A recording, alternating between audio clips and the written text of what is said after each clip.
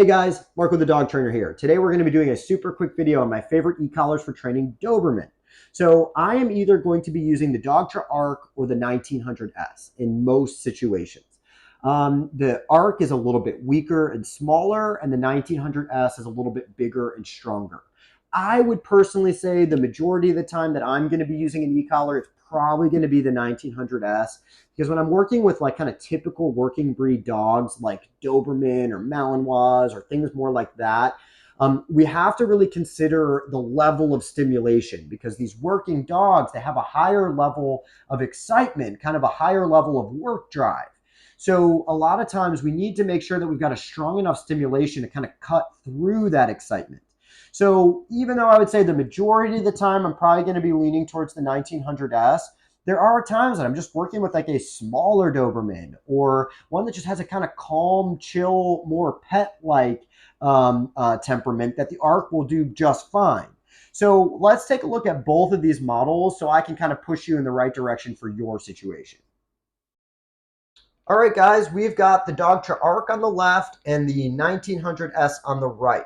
We're not going to go over every single detail here just because I've got other videos that do that, but we are going to talk through why these two models work so well for Doberman. And we're also going to talk through some key points that may push you in towards one or the other. Okay, so both of these systems are going to be as waterproof as they can possibly be. Both of them are going to have the NIC, constant and vibrate stimulation settings. They're both going to connect 3/4 of a mile from remote to collar. So like I said, they're really similar collars, but the main difference being the size and the strength of stimulation. So when it comes to kind of hardcore working dogs like Doberman, I always worry more about the level of stimulation, because working dogs in their kind of high drive for work a lot of times translates to needing a stronger level of stimulation.